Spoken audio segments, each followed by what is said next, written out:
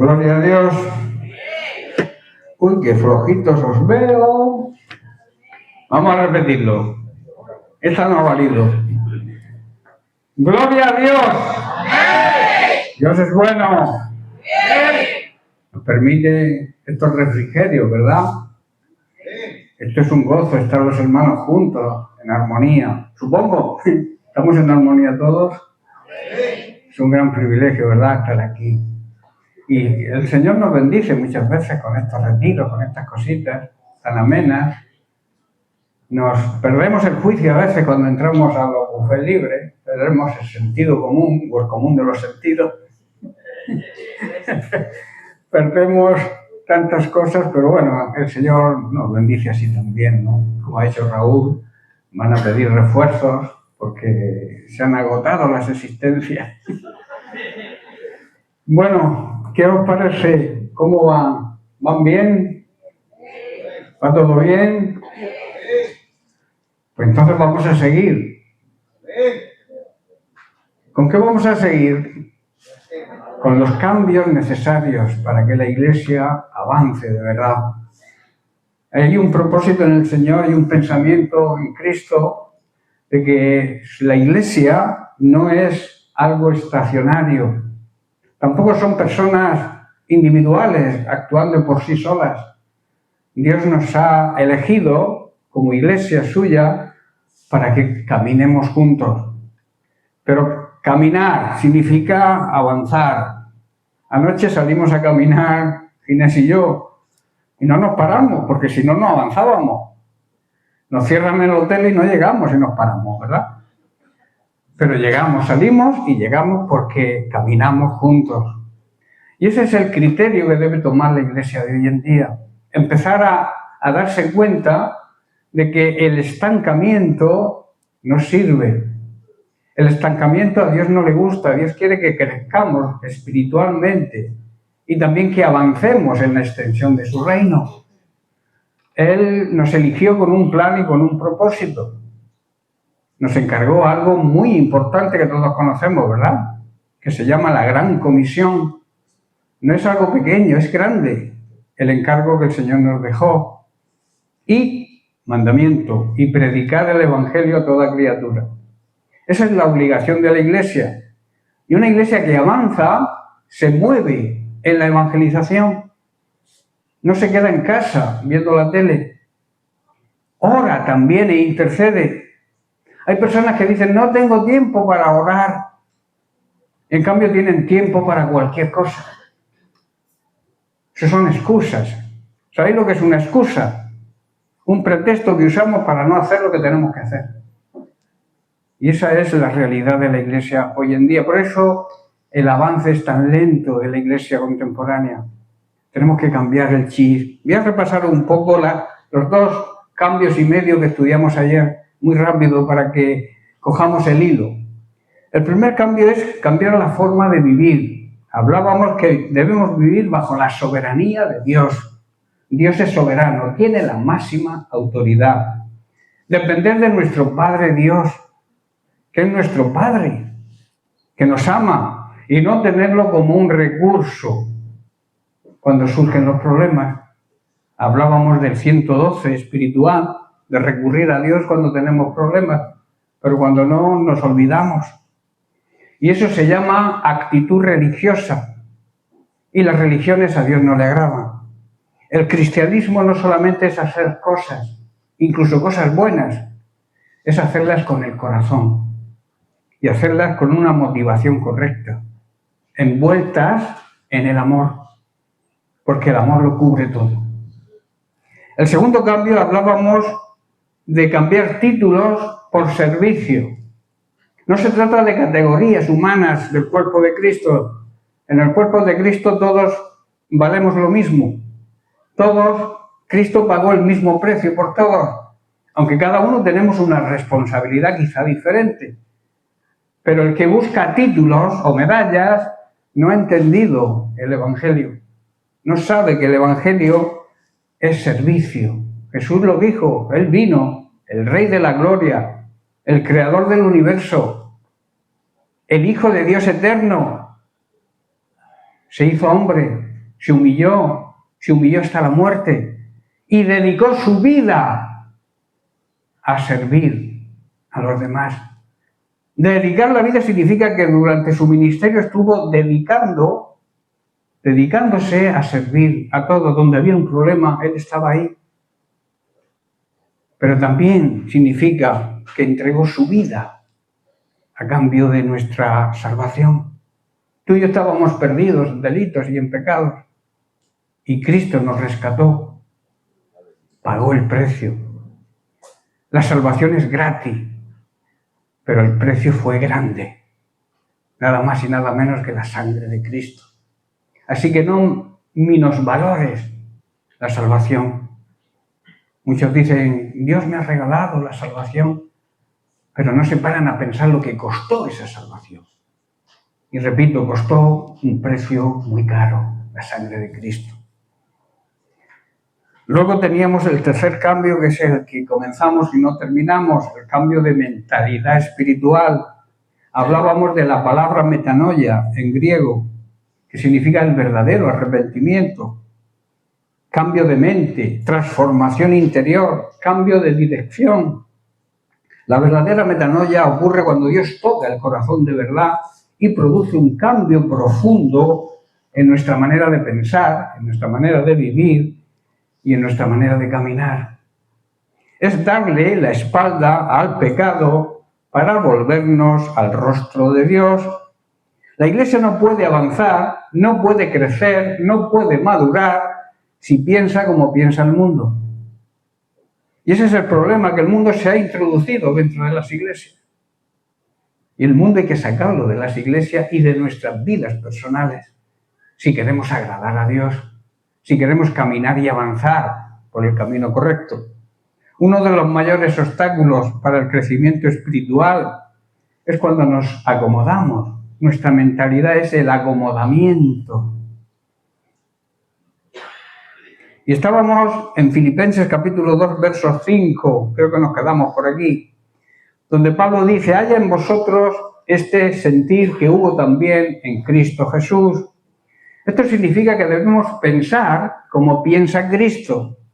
Cuando tú tengas que tomar una decisión, piensa qué haría Jesús en tu lugar.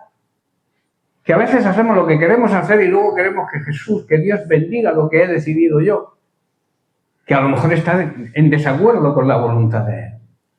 Por eso tenemos que pensar de la misma manera que Él piensa, con humildad, con obediencia y sobre todo con amor. La vida cristiana no comienza solamente cambiando algunas cosas en nuestra vida.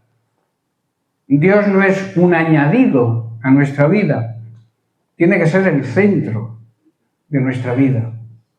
El Rey, el soberano, el que decide. La persona más libre es la que es esclava de Cristo. Y eso a veces nadie lo entiende. ¿Esclavizarme yo?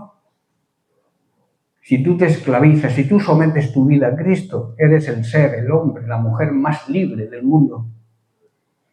Porque Cristo te da libertad. No libertinaje, que a veces confundimos libertad con libertinaje. Dios me ha hecho libre y por eso hago lo que quiero. Tienes que buscar primero si lo que quieres está dentro de la voluntad de Él. Y entonces puedes hacerlo. La libertad que Cristo ofrece es la libertad para hacer las cosas de acuerdo a la voluntad de Dios. Esa es la clave. La vida cristiana, por tanto, comienza cuando Dios cambia el corazón y pone en nosotros la mente de Cristo. La Biblia en este pasaje no nos llama simplemente a admirar a Cristo. ¡Qué bueno es Cristo! ¡Qué grande es Cristo! Lo que ha hecho por mí Cristo. No significa solo eso, sino tener el mismo sentir que Él. Sentir lo mismo que siente Él. Él murió por los perdidos. Sintió los perdidos, los que se perdían. ¿Sientes tú lo mismo? ¿Sientes tú por las personas que caminan junto a ti cada día? Que, como decía ayer, caminan derechos a la eternidad. Y la eternidad tiene dos direcciones: la condenación eterna o la salvación eterna. Esas personas que Dios quizá ponga en tu camino, van camino a la eternidad. Y tenemos que amar lo que ama Cristo. Él murió por sus enemigos, murió por aquellos que estaban condenados, perdidos. Ahora, ¿qué sentía o qué sentir había en Cristo? Primeramente era un sentir humilde, reconocimiento. Segundo era un sentir de obediencia. Él estaba pendiente de lo que el Padre le decía, sometido a la obediencia del Padre siempre.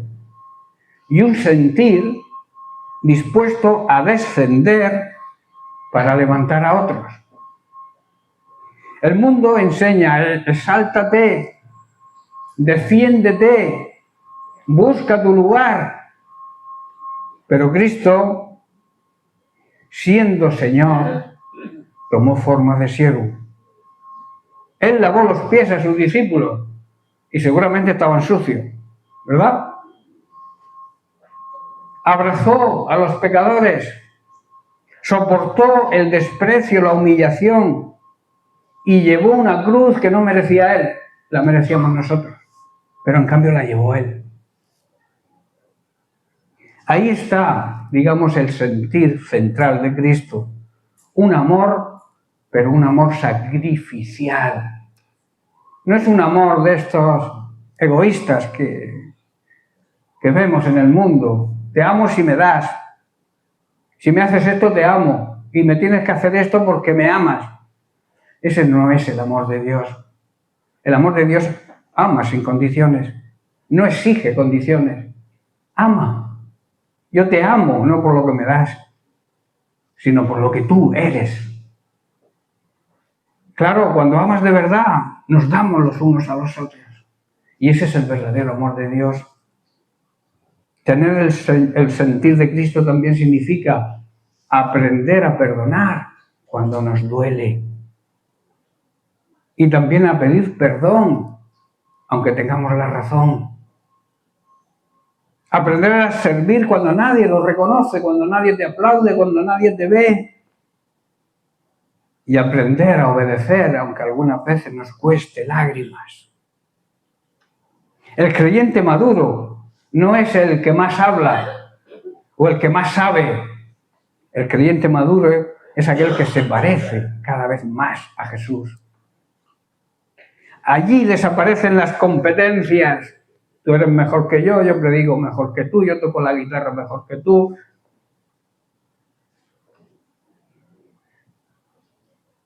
Qué hermoso es que no haya competencias, ¿verdad? En el hogar, en la iglesia.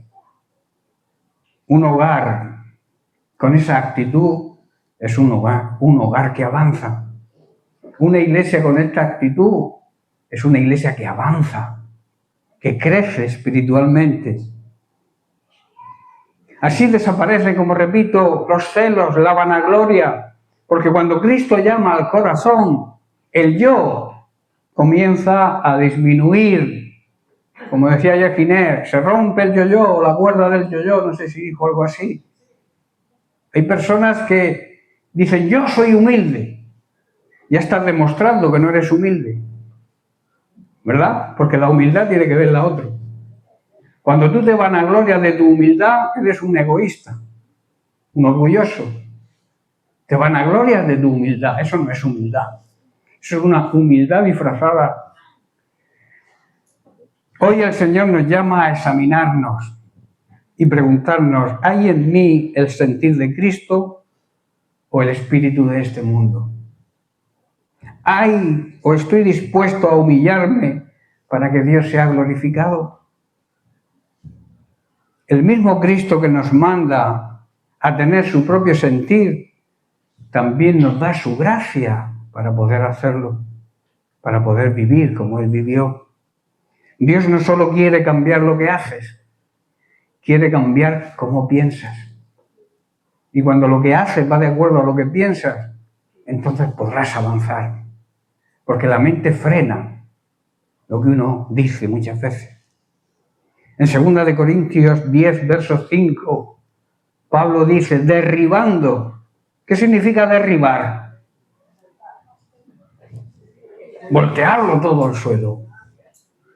Argumentos y toda altivez, todo orgullo, toda vanagloria que se levanta contra el conocimiento de Dios, que se levanta contra la palabra de Dios.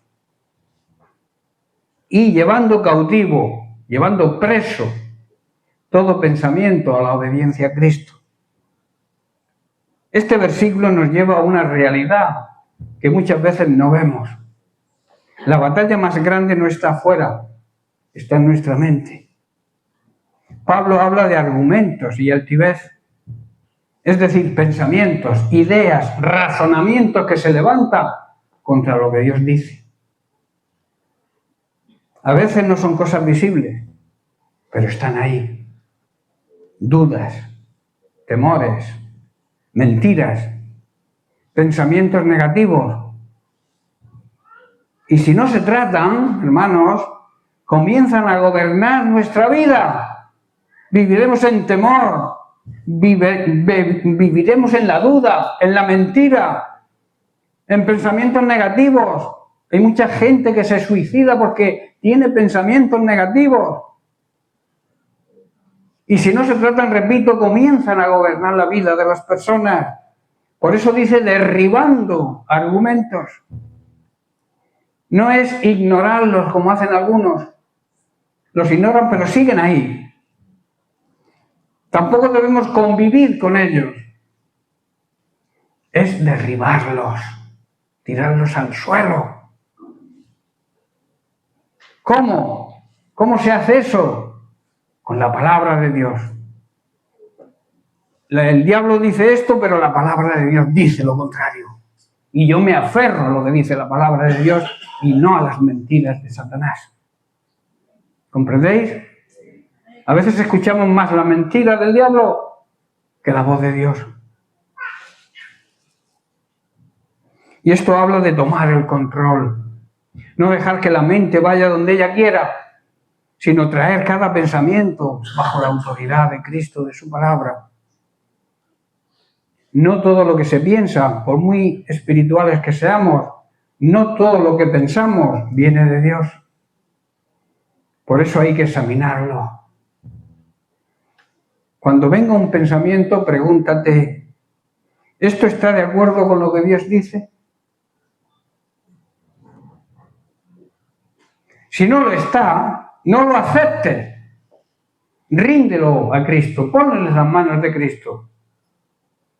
Lleva la palabra de Dios a tu mente, llena tu mente de la palabra de Dios, porque una mente sin dirección fácilmente se llena de confusión. La victoria del creyente, por tanto, comienza en la mente.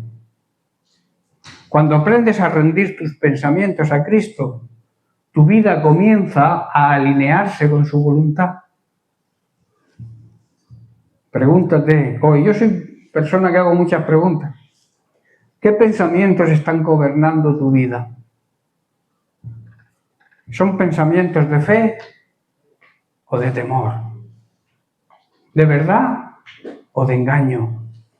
¿De Cristo o de nuestra carne, nuestra vieja naturaleza pecaminosa? Por eso llena tu mente con la palabra, porque una mente llena de Dios produce una vida transformada. El cambio verdadero y necesario debe comenzar, repito, en la mente. Cuando permitimos que Dios cambie nuestra manera de pensar, cambiará nuestra manera de vivir. Debemos permitir que el Señor renueve nuestro entendimiento, pero hacerlo cada día, diariamente. Es necesario esa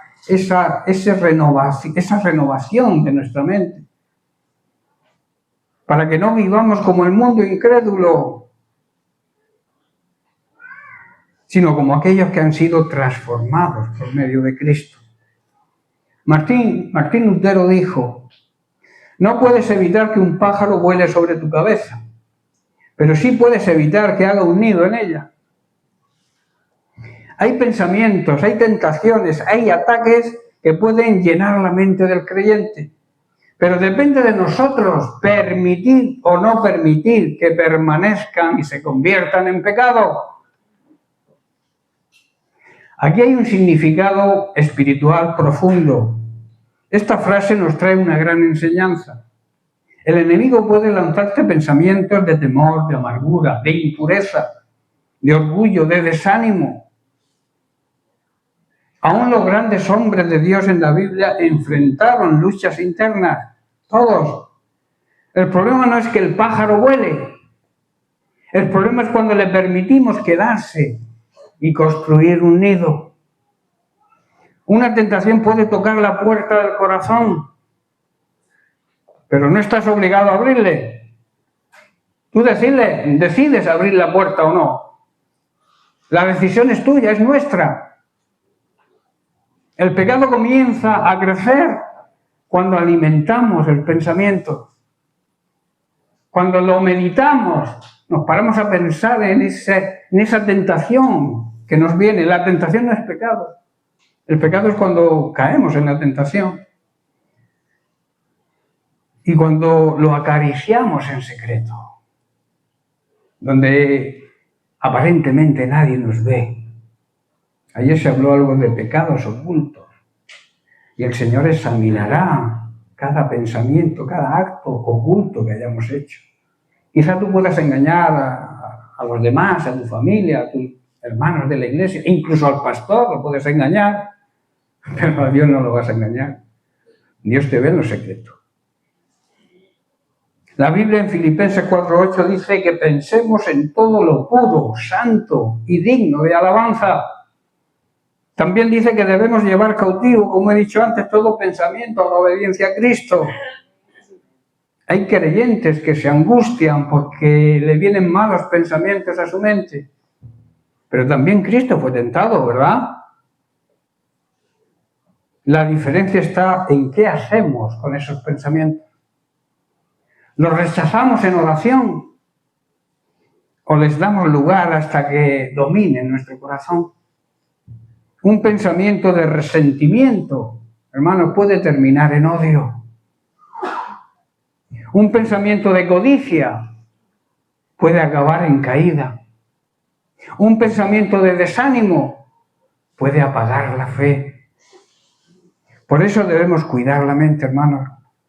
Lo que vemos, lo que escuchamos y alimentamos diariamente va a influir en nuestra alma. Si dejamos abierta la puerta al pecado, tarde o temprano, el enemigo querrá hacer un nido ahí. Pero gracias a Dios, hermanos, porque tenemos al Espíritu Santo que nos ayuda a vencer. Cuando un pensamiento incorrecto llega, debemos correr a Cristo, llenar la mente de su palabra y mantenernos siempre en comunión, en relación íntima con Dios a través de la oración. Cuanto más cerca estás de Dios, más alejado estás del pecado. Y cuanto más cerca estás del pecado, más alejado estás de Dios. Por eso te aconsejo que te acerques a Dios, que busques en intimidad a Dios, en oración, en alabanza. No puedes impedir que el enemigo lance flechas, pero sí puedes decidir no alojarlas en tu corazón. No todo pensamiento que llega viene de Dios, ni define quién eres. Lo importante es qué haces con él. Cuando un pájaro vuele sobre tu cabeza, debes espantarlo. Se dice así, ¿no? Cuando un pájaro... espantarlo. Espantarlo, dice, ¿no? Pero hacerlo rápidamente. ¿Cómo se espanta un pensamiento? En oración, en intimidad con Dios, en adoración.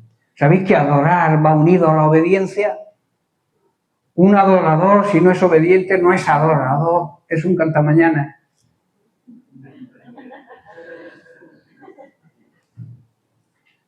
Cuarto cambio, ya faltan menos para los 13 cambios que son. Cambio de prioridades. Vamos a pedir una ampliación del retiro hasta el miércoles.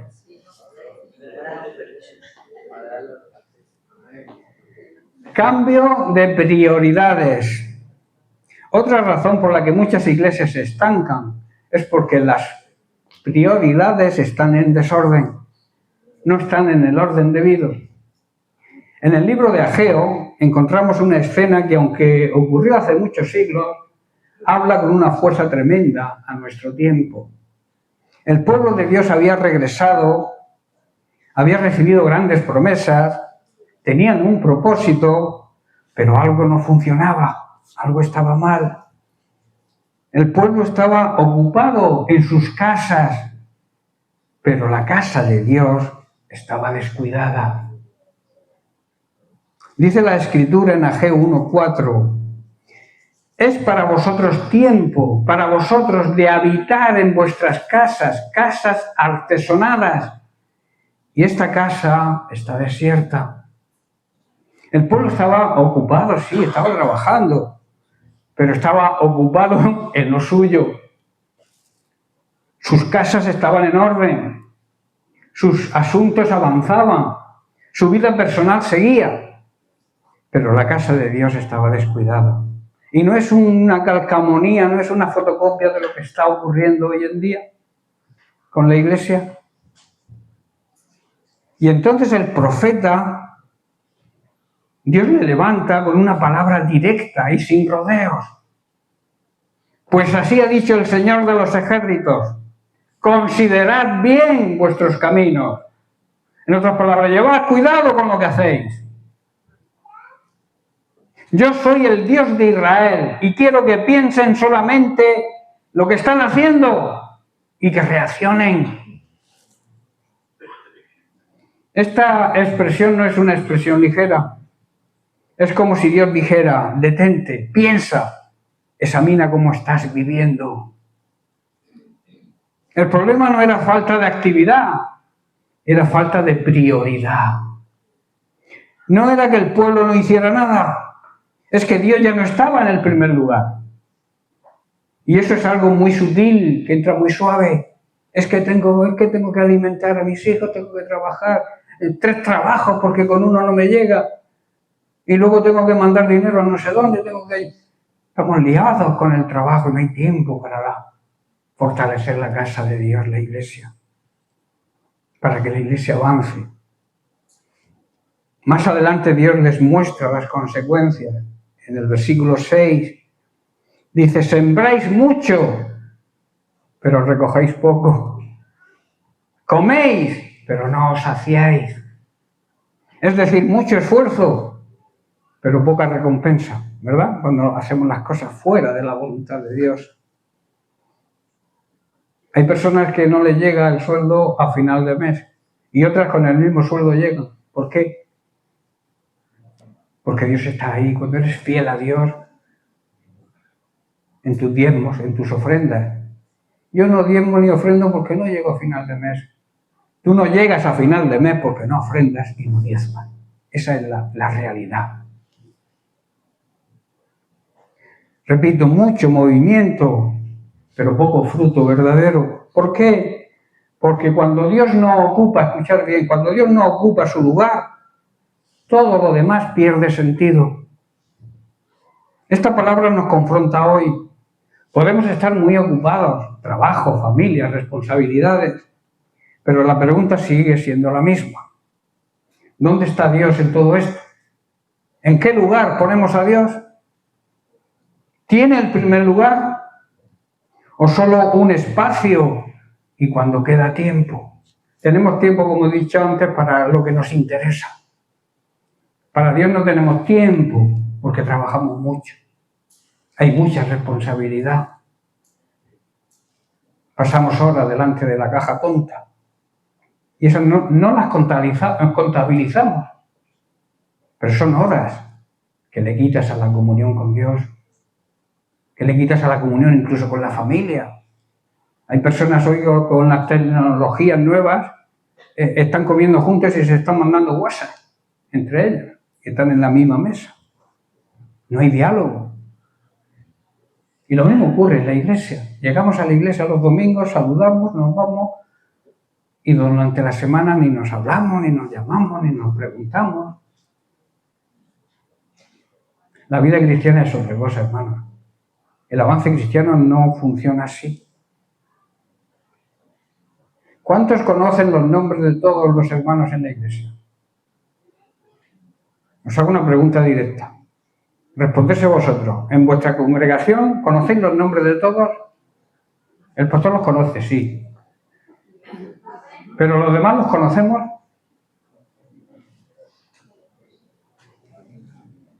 ¿Por qué?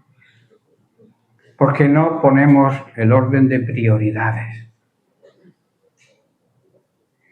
Por eso tenemos, como dice el profeta, el Dios por boca del profeta, considerar bien vuestros caminos. Y esto significa revisar las prioridades, hacerse un autoanálisis y ver qué ocupa el primer lugar en tu vida. Evaluar lo que hay en tu corazón y volver a poner a Dios en el centro, lo primero. Cuando tú pones a Dios lo primero, todo lo demás funciona. Cuando le pones a la cola, no funciona nada. Créelo. Y cuando el pueblo respondió, hay algo hermoso. Ocurrió algo muy hermoso. Dios despertó su espíritu y comenzaron a edificar nuevamente. Porque cuando el hombre se alinea con Dios, todo comienza a ocupar su lugar. No es cuestión de estar ocupado, es cuestión de estar enfocado correctamente. Dios sigue diciendo hoy, considera tu camino. La bendición comienza cuando dejamos de vivir centrados en lo nuestro y volvemos a poner a Dios en su lugar, el lugar que le corresponde. Cuando las prioridades cambian, el avance vuelve. En Mateo capítulo 6, verso 33, un versículo muy conocido, todos lo sabemos de memoria, pero ninguno lo entendemos. Mas buscad primeramente el reino de Dios y su justicia, y todas las demás cosas os serán añadidas.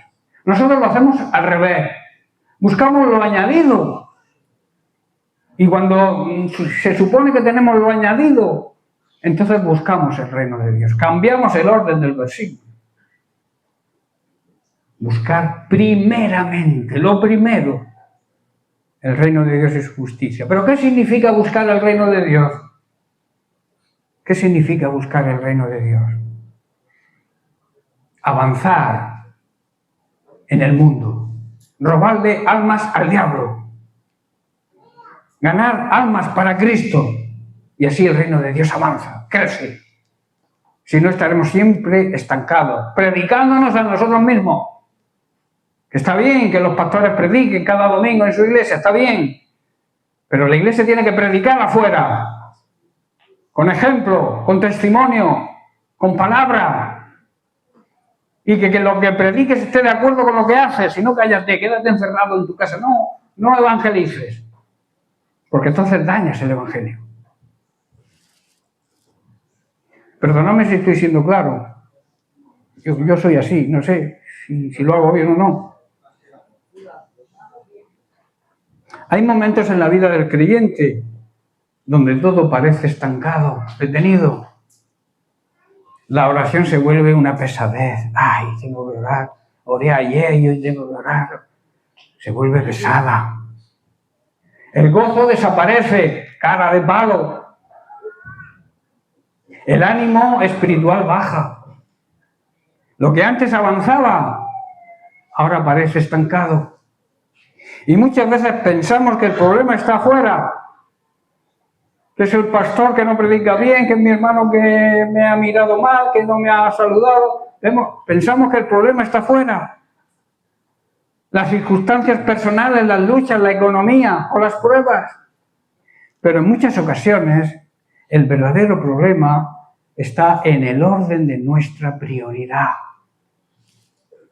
Porque cuando Dios deja de ocupar el primer lugar, aunque sigamos caminando, espiritualmente comenzamos a retroceder.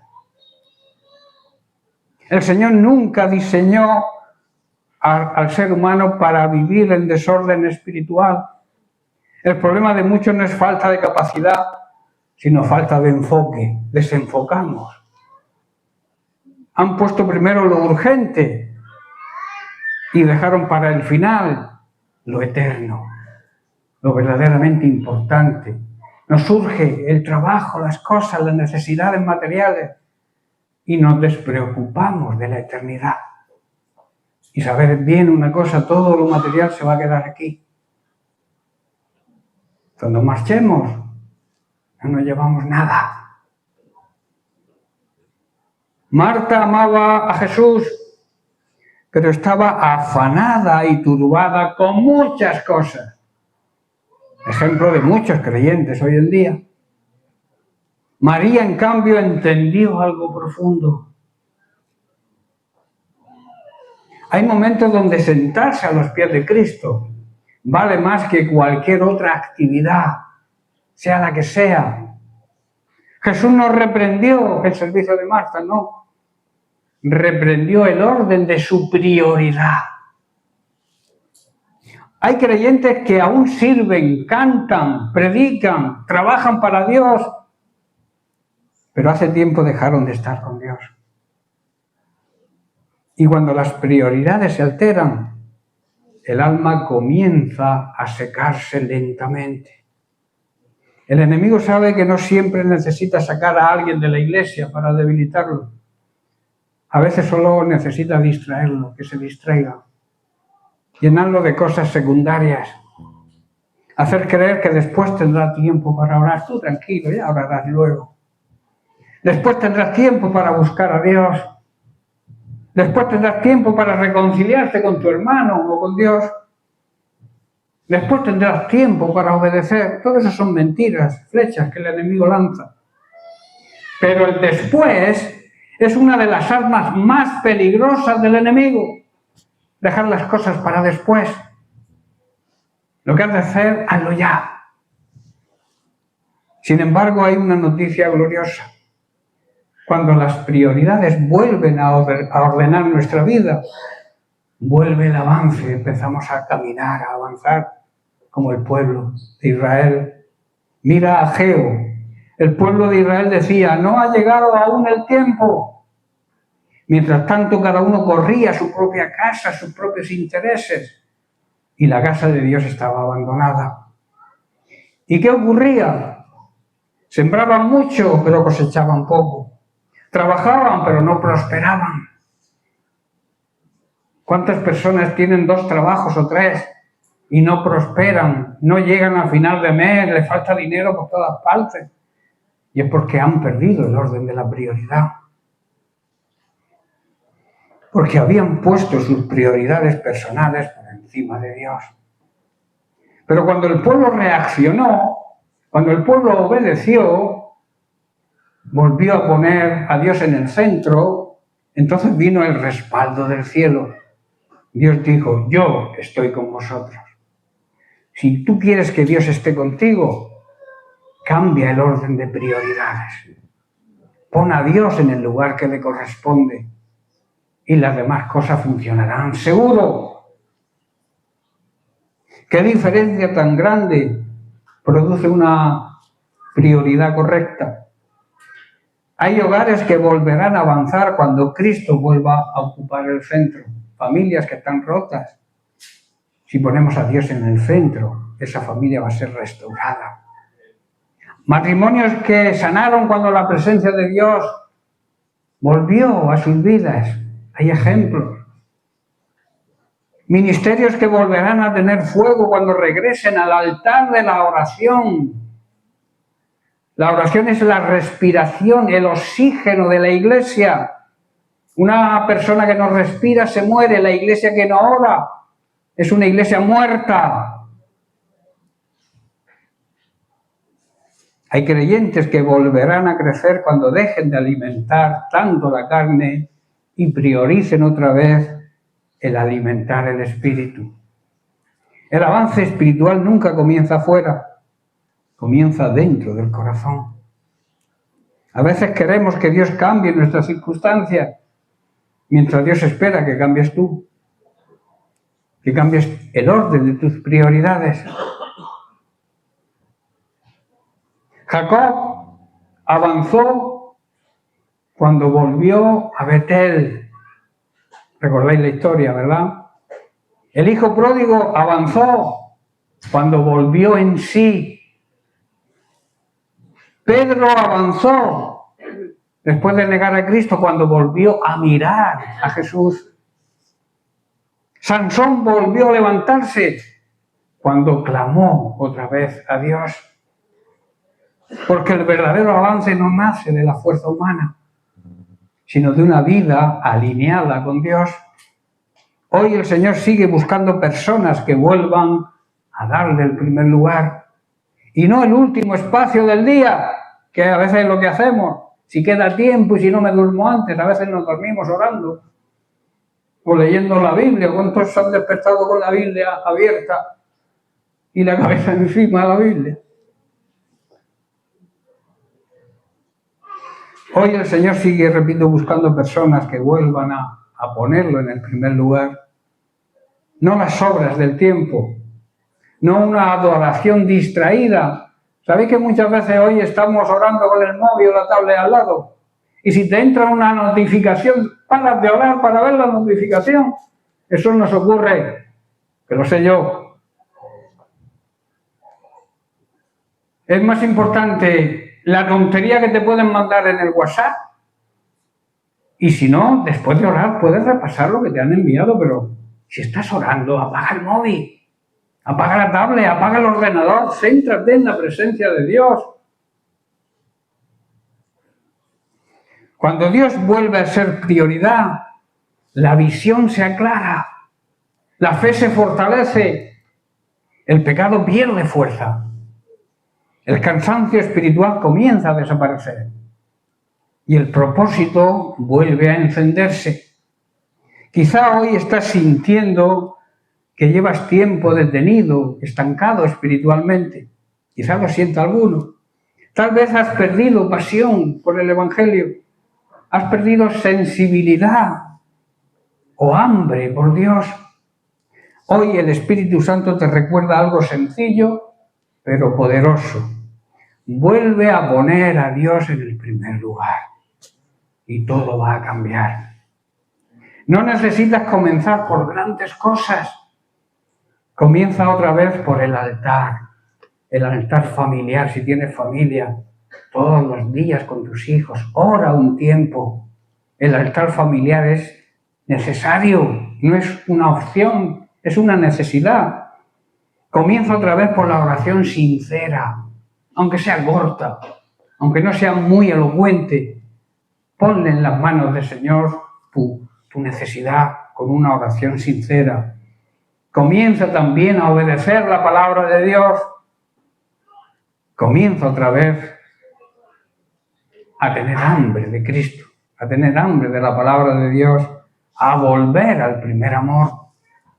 Porque cuando las prioridades cambian, el avance vuelve y lo que parecía estancado comenzará otra vez a moverse bajo la mano poderosa de Dios. Las prioridades bíblicas de una iglesia saludable son las siguientes.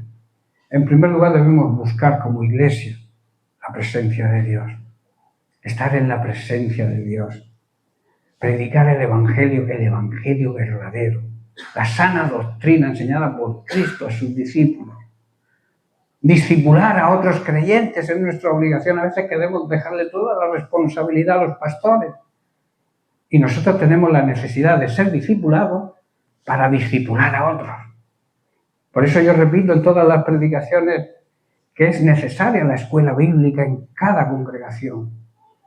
Que los jóvenes desde muy jóvenes empiecen a aprender a manejar la Biblia, a saber los fundamentos básicos de la vida cristiana.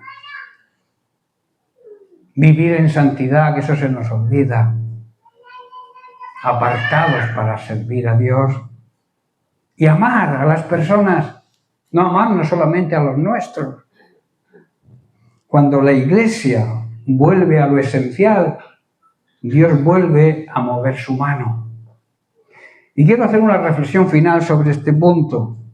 Muchas veces oramos, Señor, haz crecer a la iglesia. Pero Dios muchas veces nos responde, primero déjame transformar la iglesia. Cambio de manera de vivir, cambio de manera de pensar, cambio de prioridades. El verdadero avance comienza cuando el pueblo de Dios dice: Señor, cambia mi mente, cambia mi corazón, cambia mis prioridades, renueva nuestra pasión, llénanos de tu espíritu. Y cuando esto sucede, algo poderoso ocurre. La Iglesia deja de sobrevivir y comienza a avanzar con poder espiritual. Amén. Vamos con el quinto. Tenemos tiempo, ¿verdad? El quinto cambio que debe tomar la Iglesia para poder avanzar es el cambio de corazón. Esto es el cambio más importante. Si tu corazón no cambia, nada va a cambiar. Muchas veces el problema no es la organización, ni los recursos, ni los métodos. El problema está en el corazón. En la iglesia de Éfeso todo parecía correcto. Trabajo, doctrina, perseverancia. Pero Cristo dijo algo muy serio. Habéis dejado mi primer amor. El avance espiritual se detiene cuando se pierde la pasión por Dios, se enfría la oración, se vuelve rutina el servicio o se pierde la compasión por las almas. Cuando el corazón vuelve a encenderse por Dios, la iglesia revive, renace y avanza. En Joel capítulo 2, verso 3 dice: rasgad vuestro corazón y no vuestros vestidos. Había una tradición ante los problemas. Los hebreos rompían sus vestiduras. Y dice Dios les dice: rajad antes de vuestras vestiduras vuestro corazón y convertíos al Señor vuestro Dios de verdad. No desgarren la ropa como era costumbre en su dolor, sino desgarren sus corazones. Regresen al Señor su Dios, porque Él es misericordioso y compasivo, lento para enojarse, lleno de amor inagotable, y está deseoso de desistir y no castigar. El acto de rasgar las vestiduras en la Biblia tiene un significado profundo, especialmente en el contexto del Antiguo Testamento. Digamos que no era un gesto superficial, sino una expresión visible de una realidad interior. Era un símbolo de dolor profundo. Rasgar las vestiduras es una manera de manifestar el gran dolor que sentían, la tristeza profunda, el impacto emocional. Por ejemplo, cuando cuando Jacob creyó que su hijo José había muerto, ¿qué hizo? Rasgó sus vestidos. Era una señal de un corazón destrozado, un corazón de padre que había perdido un hijo, supuestamente. No era teatro, era una reacción genuina ante una situación que dolía en el alma. También era una expresión de duelo y de calamidad. También se hacía en momentos de muerte, momentos de derrota, de catástrofe. Cuando el pueblo sufría una desgracia, los líderes muchas veces rasgaban sus vestiduras como señal de identificación con el dolor colectivo. Un ejemplo es Josué, quien rasgó sus vestidos tras la derrota de Israel en Jai. Eso está en el libro de Josué, capítulo 7, verso 6. También es una señal de indignación espiritual por el pecado y la blasfemia. En algunos casos este acto expresaba horror ante el pecado o la blasfemia. Por ejemplo, el sumo sacerdote rasgó sus vestiduras cuando consideró blasfemas las palabras de Jesús. Era una manera de decir: esto es intolerable delante de Dios. También en una manifestación externa de arrepentimiento. En ciertos momentos rasgar las vestiduras acompañaba un acto de humillación y de arrepentimiento delante de Dios. Pero aquí aparece un punto clave. Dios empezó a confrontar este gesto cuando se volvió solo externo, cuando era apariencia, cuando era, digamos, lo que hacen las religiones, actos sin fundamento, actos sin corazón, liturgias. El llamado de Dios va más allá de la simbología. Y es por eso que en Joel 2:13 dice Dios: rasgad vuestro corazón y no vuestros vestidos. Aquí el Señor está corrigiendo una práctica. El pueblo hacía el gesto, pero no cambiaba el corazón. En otras palabras, rasgaban la ropa, pero no el alma. Mostraban dolor, pero no había un arrepentimiento real. Dios no rechaza el símbolo, pero sí rechaza la hipocresía. Aplicación espiritual para hoy. Hoy ya no rasgamos vestiduras literalmente, ¿verdad? Nadie se rompe la camisa ni nada de eso. Pero el principio espiritual sigue vigente. Dios no busca apariencia espiritual, no busca emociones momentáneas, no busca gestos externos. Dios busca un corazón quebrantado, un arrepentimiento genuino y una transformación real. Rasgar las vestiduras era un símbolo visible de algo invisible, pero con el tiempo muchos se quedaron solo con la señal y perdieron el significado. Por eso Dios sigue diciendo hoy: no me impresiona lo que haces por fuera, las liturgias, me importa lo que sucede por dentro. Antes de mostrar dolor, Dios quiere que lo sientas primero, que no sea hipocresía, que no finjas.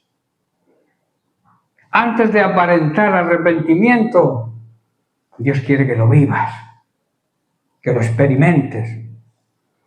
Porque al final no se trata de rasgar la ropa, se trata de rasgar el corazón delante de Dios. Hay algo que preocupa profundamente cuando miramos a la iglesia de hoy. A mí me preocupa. Hay muchas actividades, mucho movimiento, hay programas, pero muchas veces falta lo esencial: un corazón verdaderamente transformado. El problema nunca ha sido la falta de formas, sino la ausencia del fondo.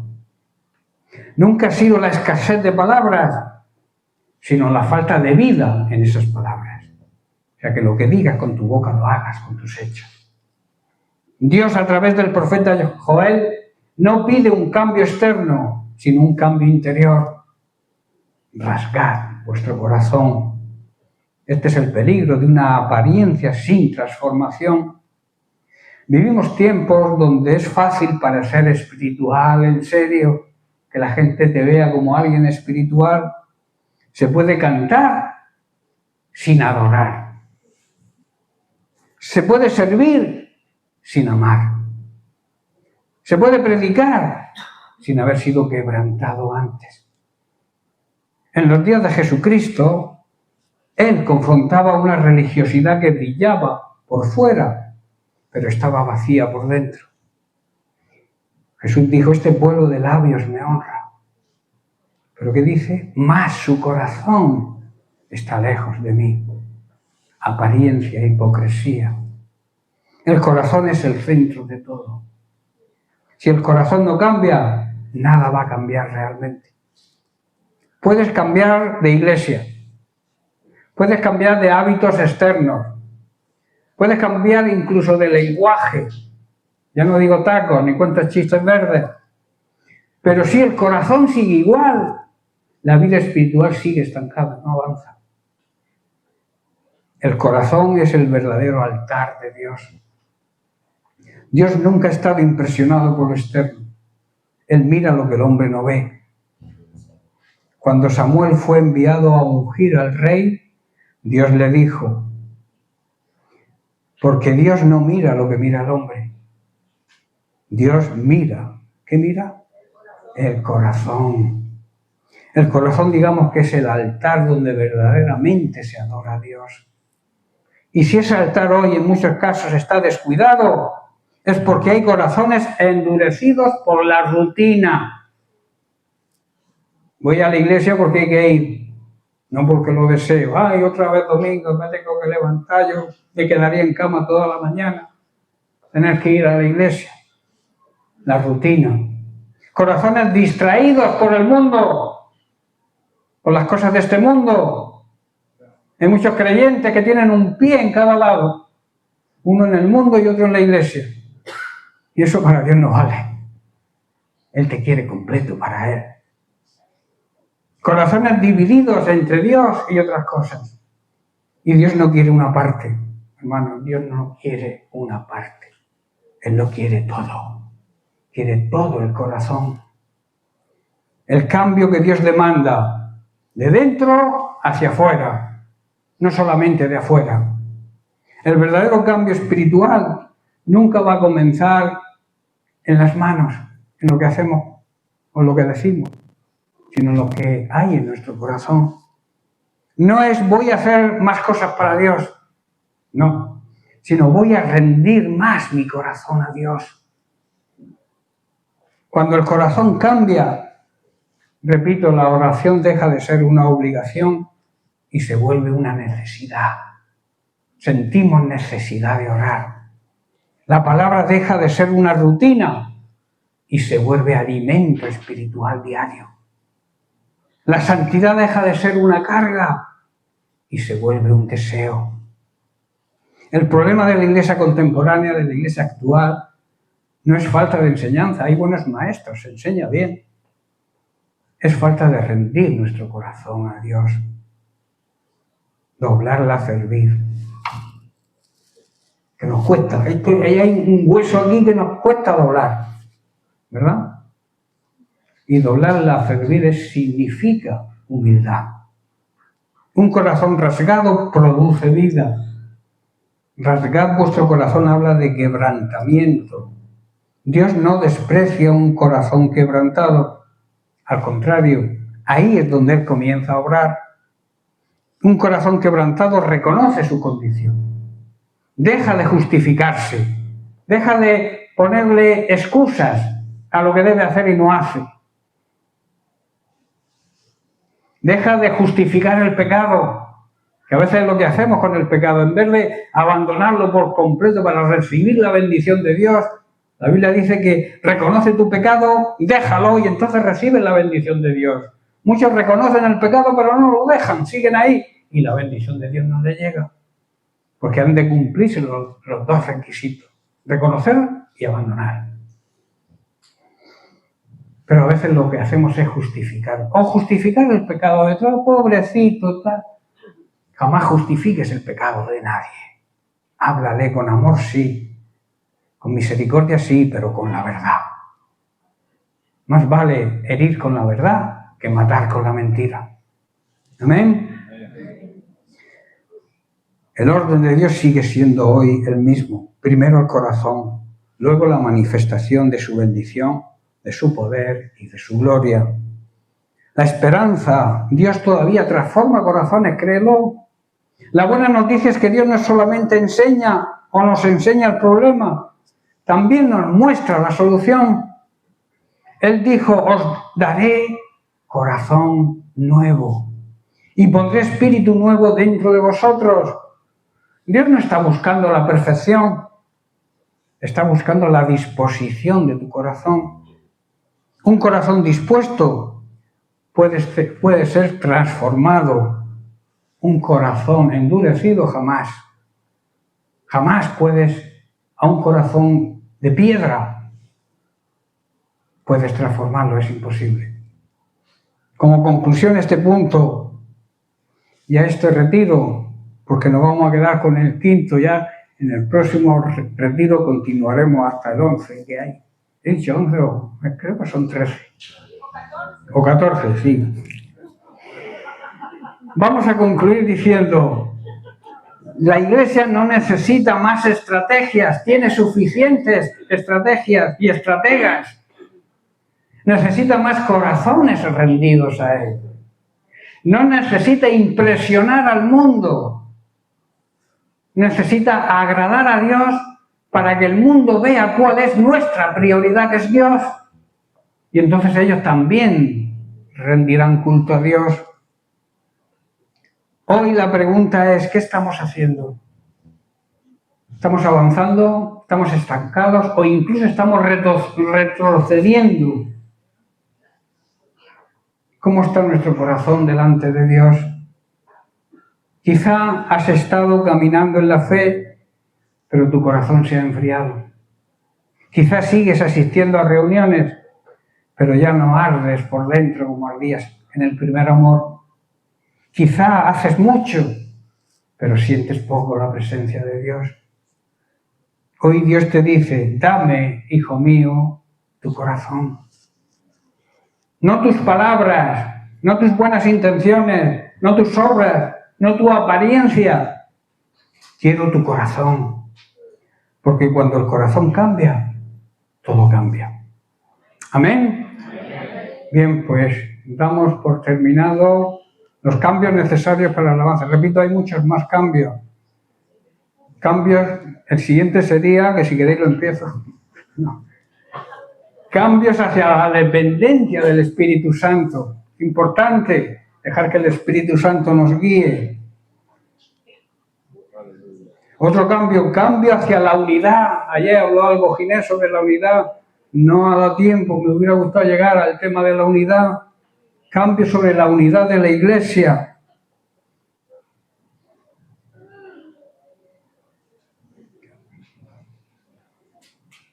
El verdadero éxito. Discípulos que hacen discípulos. Otro cambio.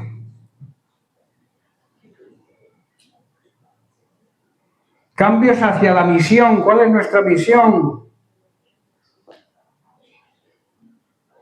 Y como una reflexión final, ya para terminar, orar al Señor diciendo, Señor, haz crecer la Iglesia.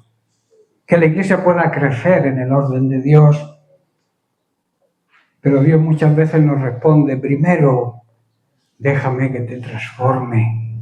Deja que Dios nos transforme a cada uno individualmente y así la Iglesia será transformada también. Y empezaremos a caminar en el orden de Dios juntos en unidad. Y no estaremos estancados. El verdadero avance comienza cuando el pueblo de Dios dice, Señor, cambia mi mente, cambia mi corazón, cambia mis prioridades, renueva nuestra pasión, llénanos de tu espíritu. Y cuando esto sucede, algo poderoso va a ocurrir. La Iglesia deja de sobrevivir, deja de existir y empieza a vivir de verdad. Y comienza a avanzar con poder en el Espíritu. ¿Amén? Bien, pues lo dejamos aquí, terminamos.